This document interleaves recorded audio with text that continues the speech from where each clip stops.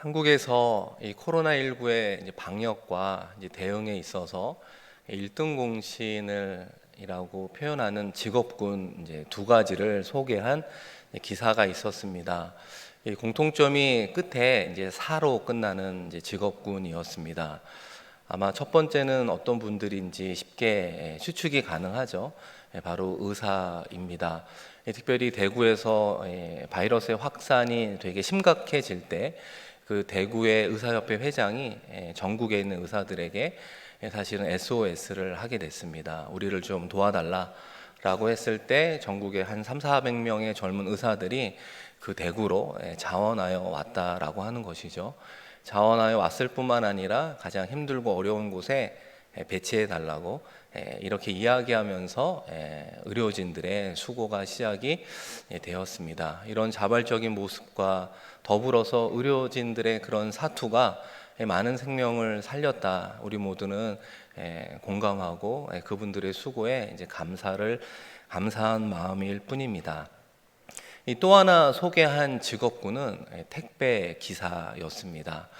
한국에서 이 사재기가 그래도 크게 일어나지 않았던 이유 중에 하나는 바로 이분들의 수고 때문이다라고 이야기하고 있는 것이죠. 아무래도 오프라인에 가서 사는 것보다는 온라인에서 구매하는 것이 당연히 안전하겠죠. 그런데 온라인 구매가 이루어질 수 있도록 이 택배 기사분들의 수고가 있었다라고 하는 겁니다. 지금 바이러스의 확산 가운데 모든 나라가 다 온라인 제도는 있긴 하지만 그런 부분들이 잘 이루어지지 않고 있기 때문에 사재기가 일어나고 있지 않습니까? 우리가 잘 알고 있는 이 대표적인 가장 혁신적이고 이 브랜드 가치가 높은 이 아마존조차도 의료용품을 제외한 이제 배송은 중단한다 이렇게 이야기를 했습니다. 이제 그럼에도 불구하고 앞서 말씀드렸던 여러 회사들의 경우에는 끝까지 책임을 지겠습니다라고 하는 어떤 광고와 함께 대구에조차도 그죠 신천지 관련된 일부 아파트를 제외하고는 전국 각지에 이제 배송을 하게 되었습니다. 그 가운데는 여러분 아시는 것처럼 40대 가장의 또 안타까운 과로사가 있었던 것을 우리는 보게 됩니다. 어쨌든 이런 분들의 무한한 책임을 다하기 위한 수고와 희생 그런 섬김이 있었기 때문에 그래도 지금의 대한민국이 되었다라고 이야기하는 것이죠. 그리고 소위 이분들의 희생과 헌신으로 나라가 굴러간다라고 표현할 수 있어 보입니다. 사랑하는 성도 여러분, 우리가 살아 숨쉬고 있다는 것, 그리고 우리가 예배할 수 있다라고 하는 것은 우리가 알지 못하는 그 누군가의 희생이 있다는 것이죠. 섬김이 있었고 수고가 있었기 때문에 오늘도 우리는 살아갈 수 있는 것입니다. 동일한 관점으로 우리가 그리스도인으로 살아간다고 하는 것은 우리가 어떻게 그리스도인이 될 수 있겠습니까? 예수 그리스도의 십자가의 사건이 있었기 때문에 그렇다는 것이죠. 그 사건을 통한 죽음과 부활, 또 십자가를 통해 보여준 하나님의 그 가슴 저미는 무한한 사랑이 있었기 때문에 우리가 그리스도인으로 살아갈 수 있는 것입니다.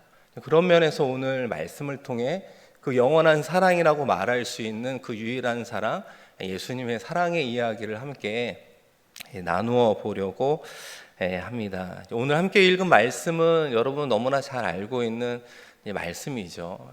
죽은 나사로가 살아났고 그로 인해서 동네에서 잔치를 예수님과 함께 벌이게 되었습니다. 읽은 말씀처럼 예수님도 가운데 계시고 그 옆에 나사로도 기뻐하며 잔치를 벌이고 있습니다. 이 여동생 마르다는 너무나 감사한 나머지 또 식사 시중을 하면서 좋은 의미의 이제 서빙을 하고 있습니다. 또 이 일로 인해서 예수를 믿은 유대인들조차 살아난 나사로를 보기 위해 또 나사로를 살리신 예수님을 만나기 위해서 많은 사람들이 오게 되었습니다. 그러던 상황 가운데 오늘 말씀의 주인공 이 마리아가 향유 옥합을 깨트리게 되었습니다. 그리고 그 옥합을 자신의 머리털로 예수님의 발을 씻겨 주시는 장면이 오늘 읽은 말씀이라고 말할 수 있습니다. 그래서 오늘은 이 향유 옥합을 깨트린 이 사건을 가지고 이 바라보는 이 세 가지 시선을 한번 생각해 보려고 합니다. 가룟 유다의 시선이죠. 그리고 또 하나는 왜 마리아는 향유 옥합을 깨었는가? 그리고 마지막 예수님은 이 사건을 어떻게 받아주시고 우리에게 말씀하고 있는가, 우리가 세 가지 관점, 시선으로 한번 말씀을 살펴보려고 합니다. 시작하는 질문 하나가 있습니다. 이 마리아는 왜 향유옥합을 깨뜨렸는가라고 하는 질문입니다. 특별히 그 질문 가운데 우리가 잊지 말아야 되는 시기가 하나 나오고 있는데, 유월절 엿새 전이라고 이야기합니다.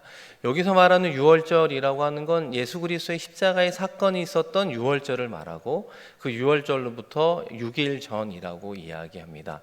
우리가 좀 이해하기 쉽게 이야기해 보면 다음 주일이 종려 주일입니다. 그죠?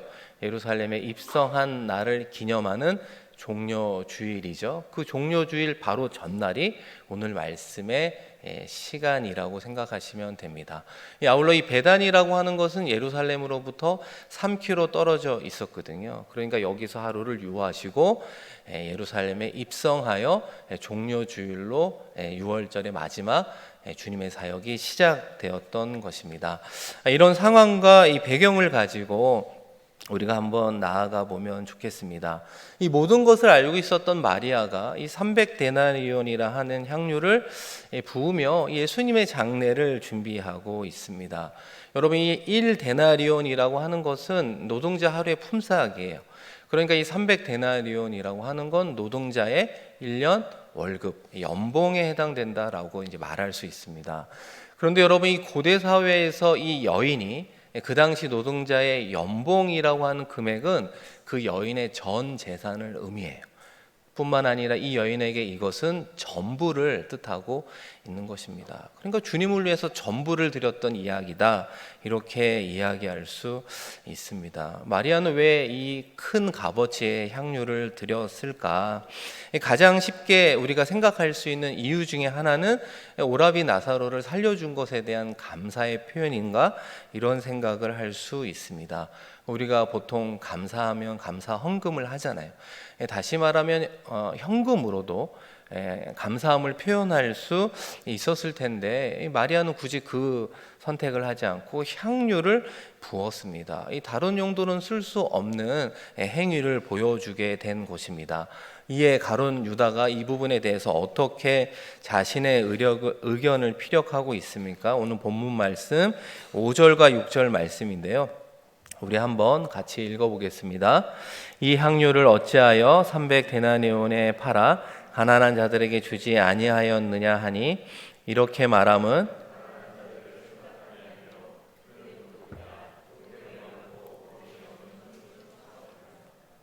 이 간단히 말해서 가룟 유다의 입장은 아깝다는 거죠. 이건 너무나 큰 낭비 아니냐, 왜 돈으로 들여서 합리적으로 사용하지 않느냐라고 하는 반문으로 보여집니다.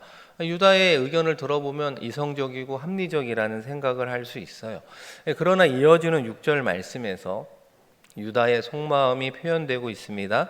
이렇게 말하면 가난한 자들을 생각함이 아니요, 그는 도둑이라 돈깨를 맞고 거기 넣는 것을 훔쳐가려는 것이라.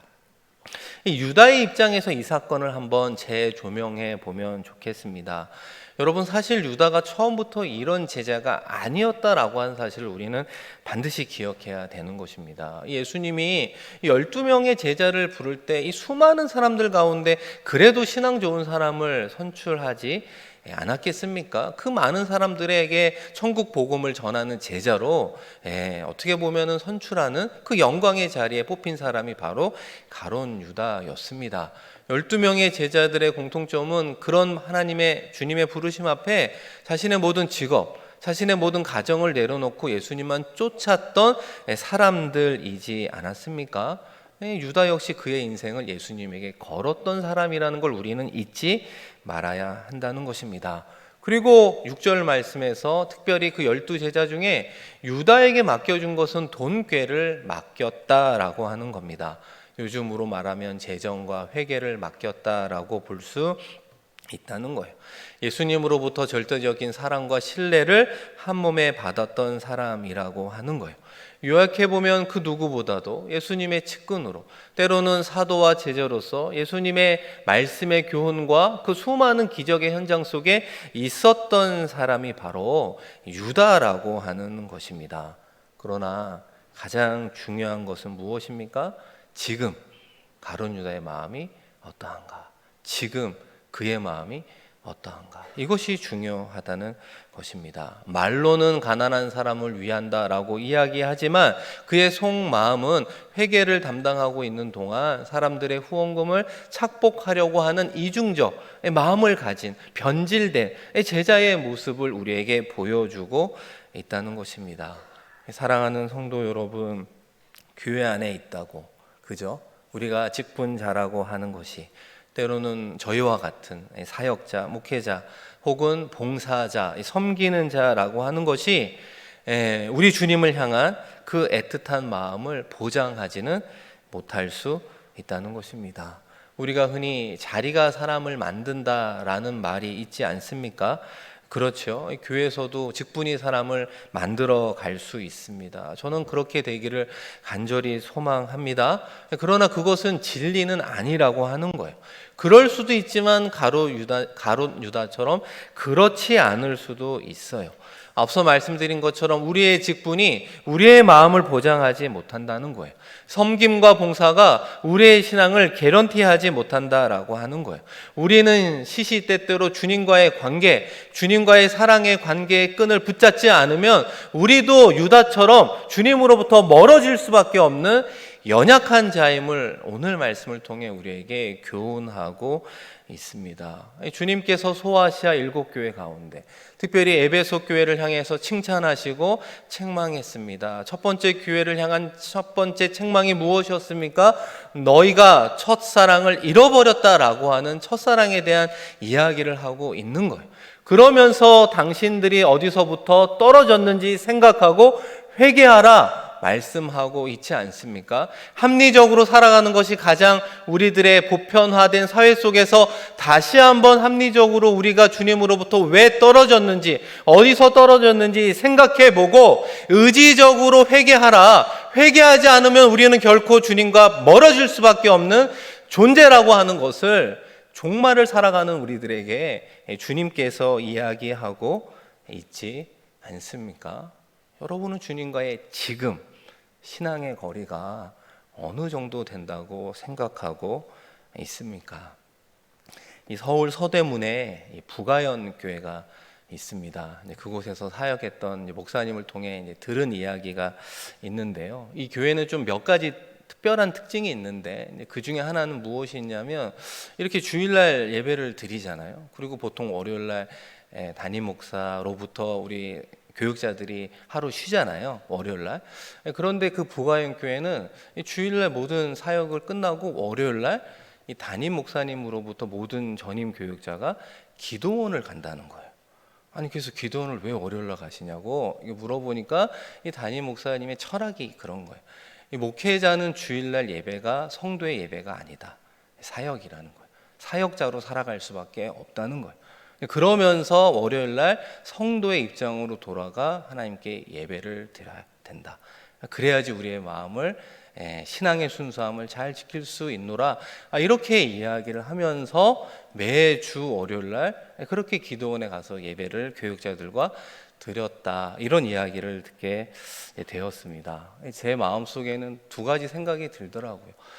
이 목사님 참 대단하구나 라는 생각과 함께 우리도 모르는 사이에 멀어질 수 있는 그 주님과의 사랑의 관계를 이 목회자 먼저 놓지 않으려고 몸부림치고 있구나 라고 하는 생각과 두 번째는 그곳에서 사역하는 우리 목사님들은 엄청 힘들겠구나 이런 생각이 좀 들었습니다. 그러다가 이제 옆에 있는 분이 그러더라고요. 목사님, 싱가포르에는 기도원이 없어서 좋으시죠? 이런 말을 덧붙이시더라고요. 중요한 순간 노코멘트였습니다. 주님만 아시는 아무런 대답을 하지는 않았어요. 사랑하는 성도 여러분, 주님을 향한 우리의 마음은 과거에 어땠느냐도 중요하죠. 그러나 지금이 중요하다. 지금 우리는 어떤 마음으로 예배하고 있는가? 주님을 향한 그 애틋한 마음으로 예배하고 있는가? 그 귀한 마음으로부터 흘러나와 내가 봉사의 자리, 섬김의 자리에 내가 서고 있는가? 우리는 물어보아야 한다는 것입니다. 생각해 보면 이해할 수 없을 만큼 귀한 걸 드린 이 마리아의 마음과 이해할 수 없을 정도로 이 예수님의 사랑의 마음이 없어져 버린, 잃어버린 유다의 그 모습, 우리는 이 두 사이에 어느 곳에 머물고 있지 않습니까? 유다와 이 마리아의 사이 가운데 여러분은 어떤 인물과 가까이 있습니까? 유다와 가까이 있습니까? 아니면 마리아와 가까이 있는 신앙인으로 살아가고 있습니까? 예수님은 이들의 행동에 대해서 예수님의 입장을 대답해 주고 있습니다. 우리 7절과 8절 말씀인데요. 한번 같이 읽어볼까요? 예수께서 이르시되 그를 가만두어 나의 장래할 날을 위하여 그것을 간직하게 하라. 가난한 자들은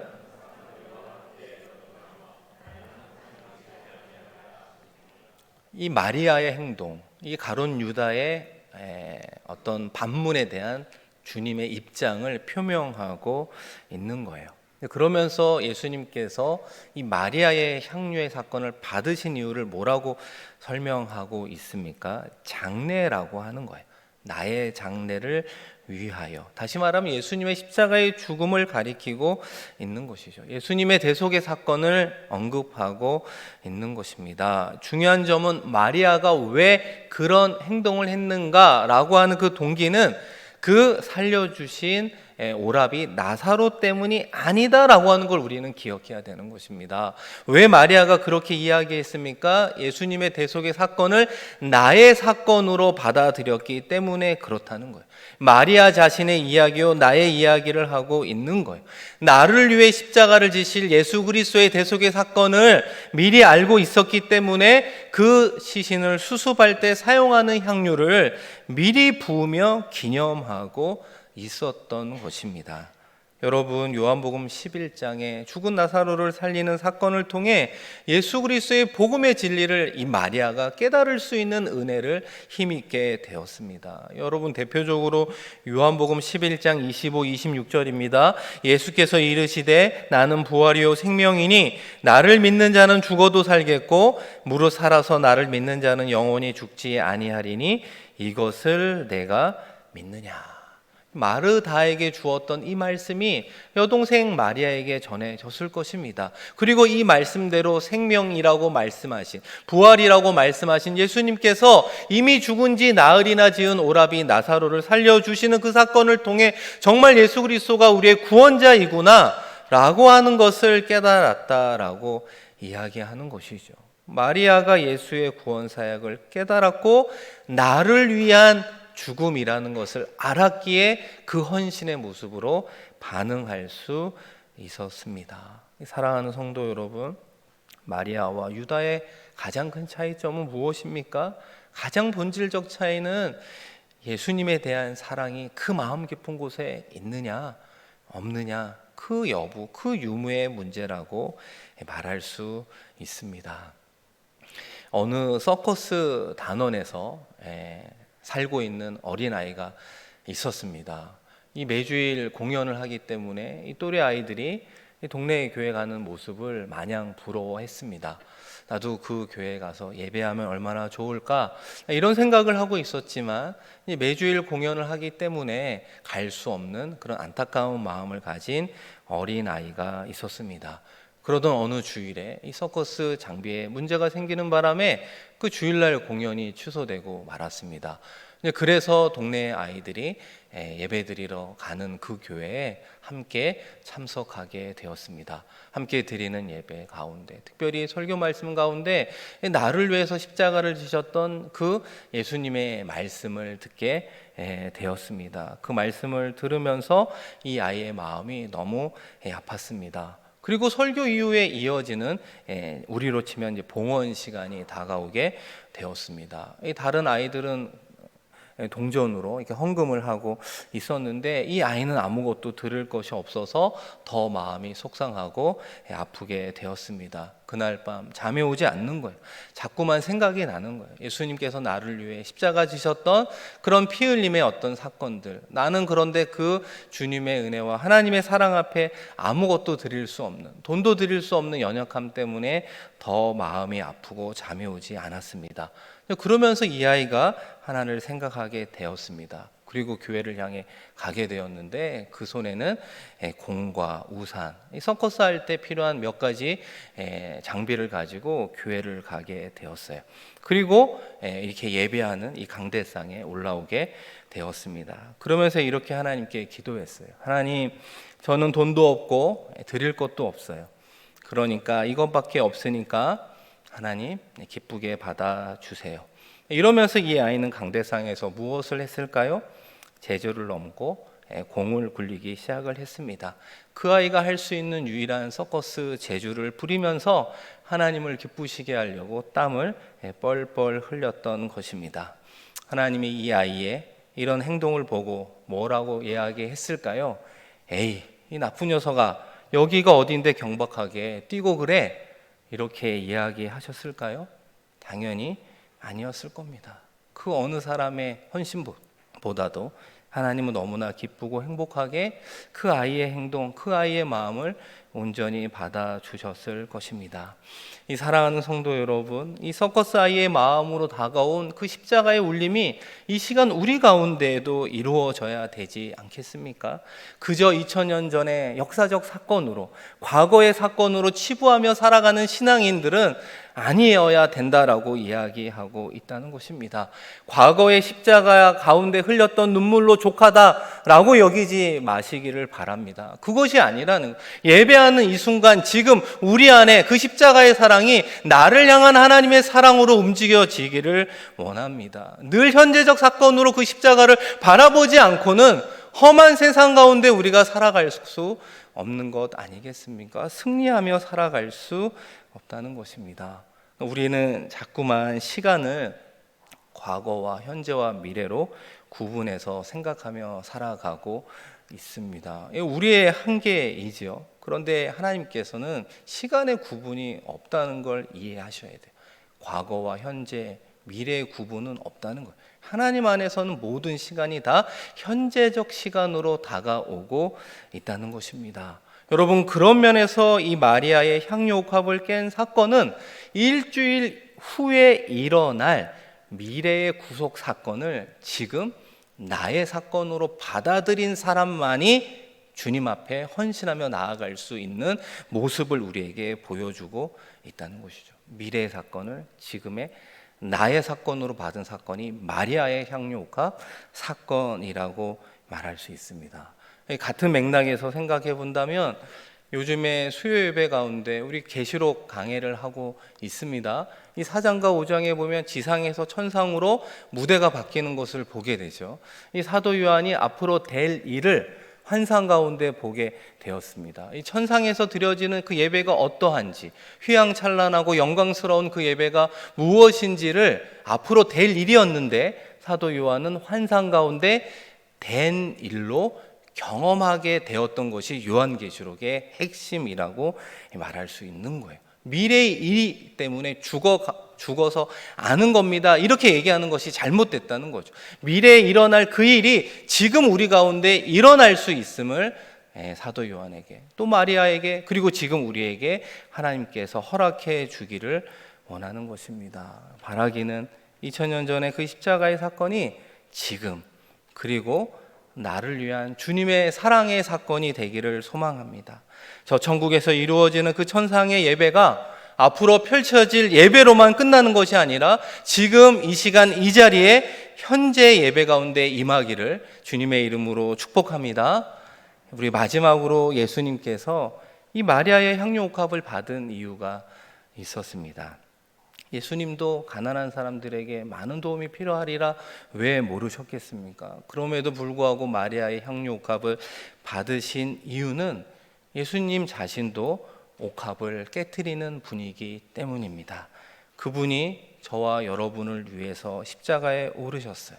그리고 주님의 그 손과 발을 통해 우리의 죄를 사하기 위해 그분의 보혈이 흘러가고 있었습니다. 그 보혈이 진정한 향유가 아니었겠습니까? 예수님의 그 보혈의 향유는 한 번의 사건으로 그치고 있는 것이 아니라 계속해서 흘러가고 있음을 우리에게 말씀하고 있습니다. 앞서 말씀드렸던 것처럼 나사로로 인해서 잔치하고 있는 나사로를 향해서, 그리고 시중 들고 있는 여동생 마르다를 향해서, 그리고 이 일로 인해서 예수를 믿은 유대인들을 향하여 덮고 있었습니다. 이 주님의 그 보혈의 향유는 그것으로 끝나는 것이 아니라 여러분 누구까지 덮고 있는 것입니까? 바로 자신을 팔 가룟 유다까지 덮고 있었습니다. 하나님은 구원의 잔치 가운데 그 어느 한 사람도 배제하여 보시지 않고 있었어요. 이 전지전능하신 예수님이 가룟 유다의 이런 사악함을 몰랐을 리 없습니다. 그럼에도 불구하고 그에게 주어진 회개의 직분을 빼앗지 않았어요. 그리고 공개적으로 유다를 향해서 너의 겉으로는 그런 이야기를 하지만 속으로는 다른 마음을 하고 있는 거 아니야? 내가 다 알고 있어. 공개적으로 그를 어렵게 하지 않았어요. 가룟 유다가 끝까지 스스로 뉘우쳐 진정으로 회개하기를 기다리며 주님의 보혈의 향유는 계속해서 우리를 향해서 동일하게 다가오고 있는 것입니다. 그러면서 예수님께서 이렇게 물어보고 있는 거예요. 3번이나 부인한 베드로를 향해 찾아간 예수님이 물어본 질문이 있습니다. 베드로야, 네가 나를 사랑하느냐? 네가 나를 사랑하느냐? 네가 나를 사랑하느냐? 이렇게 3번이나 물어보았던 이 질문의 진정한 의미는 무엇일까요? 오늘 말씀으로 바꾸어 본다면, 베드로야, 내가 너를 사랑하는 거 너는 알고 있지? 장훈아, 내가 너를 사랑하는 거 너는 알고 있지? 사랑하는 성도 여러분, 내가 여러분을 사랑하고 있는 거 여러분은 알고 계시죠? 라고 주님께서 오히려 우리를 사랑합니다 라고 하는 자신의 사랑의 고백을 우리에게 들려주고 있는 것입니다. 우리가 주님으로부터 하나님께 무언가를 드리기 이전에 우리 주님께서 원하는 것은 예수님을 통해 보여준 그 영원한 사랑을 우리가 받아들이기를 원해요. 우리가 깨닫고 우리의 마음 깊은 곳에 누려가기를 원한다는 겁니다.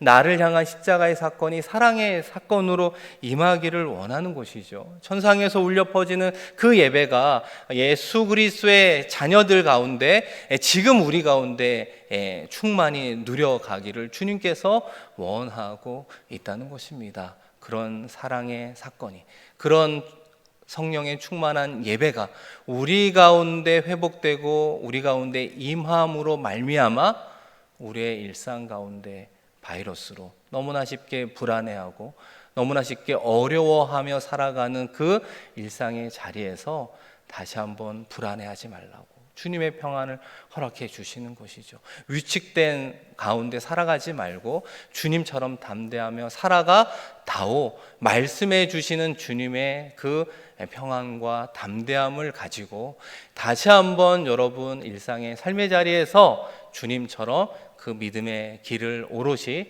걸어가는 저와 여러분 되기를 주님의 이름으로 간절히 축원드립니다. 우리 이 시간 함께 그 사랑 찬양 드리기를 원합니다.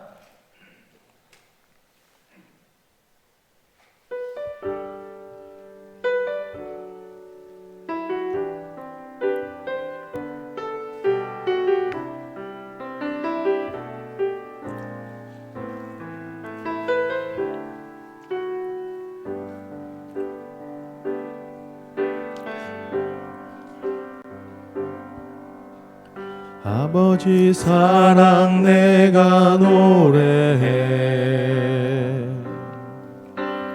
아버지 은혜 내가 노래해. 그 사랑 변함없으신 거짓 없으신 성실하신 그 사랑, 상한 갈 때 꺾지 않으시는, 상한 갈 때 꺾지 않으시는, 꺼져가는 등불 끄지 않는 그 사랑 변함없으신 거짓 없으신 성실하신 그 사랑,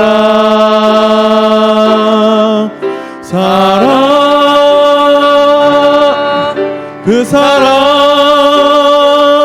날 위해 죽으신 날 위해 다시 사신 예수 그리스도 다시 오실 그 사랑 죽음도 생명도 천사도 하늘의 어떤 권세도 끊을 수 없는 영원한 그 사랑 예수 그 사랑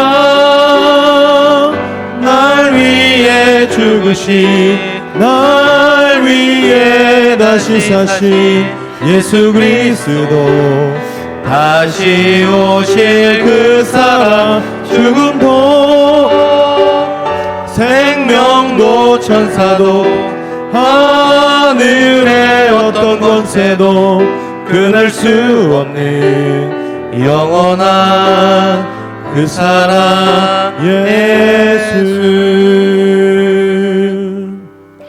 이 시간 우리 말씀을 기억하며 또 함께 부른 찬양의 가사를 기억하며 함께 기도했으면 좋겠습니다. 예수 그리스도의 십자가의 사건이 인류를 구원하기 위한 사건이었지만 바로 나를 위한 사건임을 고백하는 우리가 되었으면 좋겠습니다.